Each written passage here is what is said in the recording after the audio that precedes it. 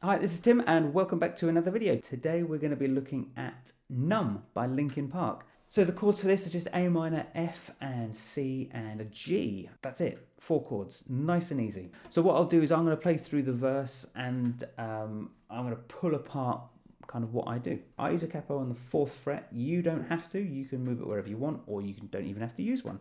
That's the beauty of doing these kinds of songs.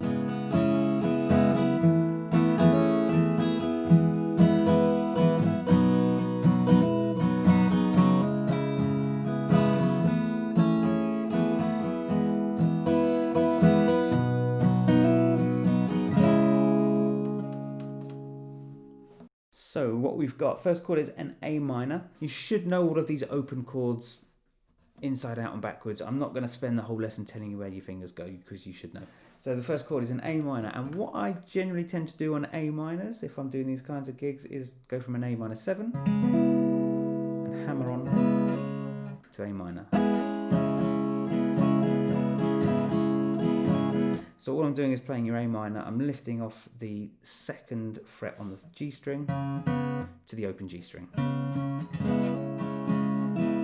to the F. And again, what I do exactly the same thing. I'm lifting off that 2nd fret on the G string to the open, just giving it kind of an F9 kind of sound. If you don't know what these numbers are or they're freaking you out or scaring you, don't worry. Regular C major. Sometimes I grab that top G, 3rd fret on the top E string. Then to a G major, and I'm playing it with this setup of fingers. Ring finger on the bass, little finger on the top, just so that these 2 fingers here are free to grab other notes around the neck.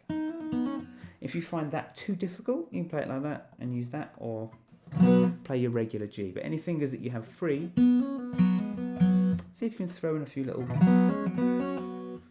melody notes, little things like that. So that's what I'm doing for the verse.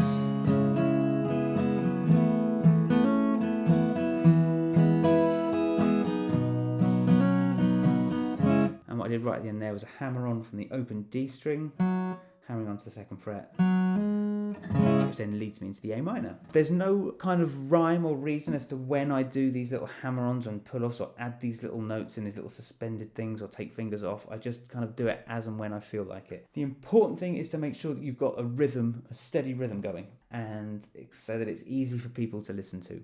Doesn't matter what kind of notes or things that you add in.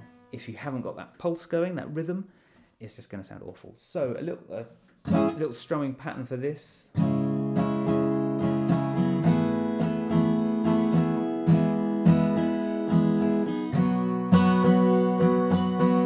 It's a really nice little pattern and it sounds great over most songs. In terms of thinking of down and up strokes, because I see a lot of people saying it's down, down, up, up, down, down, up, can just get so confusing. So what we're doing is we're thinking in terms of numbers. So we're playing 1, 2 and 3 and 4 and.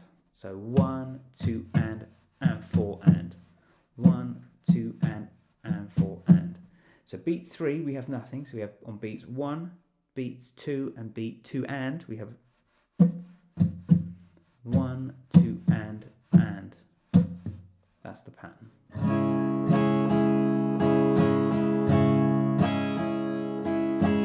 1, 2 and 4 and. 1, 2 and 4 and. 1, 2 and 4 and.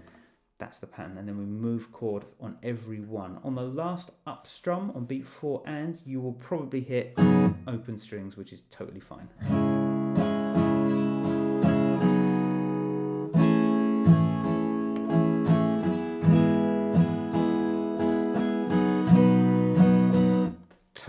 Totally fine to do that. Otherwise you've got half a beat to change chords, which is tricky. So that's it, that's kind of the verse, and then when you move into the caught in the undertow, we're caught in the undertow bit, is just F to G. Now I usually play my F to Gs, if it's like this, I do that F bar chord and then slide up 2 frets. If you don't know the F bar chord, that's 1st fret on the B string, 2nd fret on the G with your middle finger, 3rd fret on the D string with your little finger, and then 3rd fret on the A string with your ring finger. And then then slide up 2 frets. Don't worry about that open E string. Sometimes it rings out. If you can mute it, fine. If you don't, if you want to let it ring out, that's still cool. That's still fine. So that's it. So that's into the pre-chorus, the chord and the undertow, chord and the undertow bit, the slightly rappy bit, which I don't do or sing. Every step that I take is another mistake to you to G, but I'm playing a G sus, which is just a G chord. When you're adding in the first fret on the B string, easier to do it with these fingers, your ring finger and your pinky. Our weakest fingers, I know, but it's good practice for you. What I'm going to do is I'm going to run through the song kind of like a little performance so you can see where all the bits go. 2, 3, 4.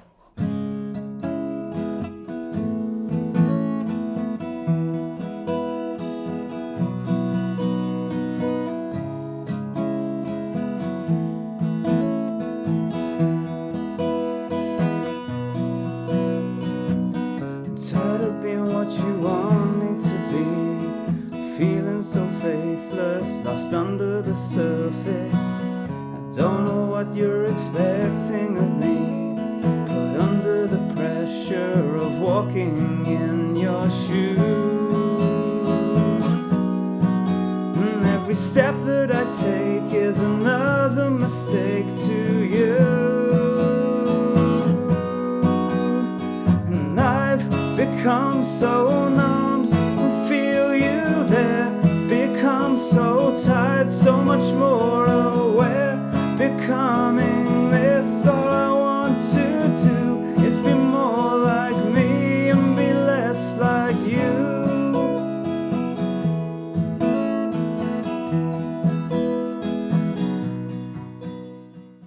And there you go, and that's kind of it. And then you move into the verse and the chorus, and you can just repeat those as and when and how you feel like it.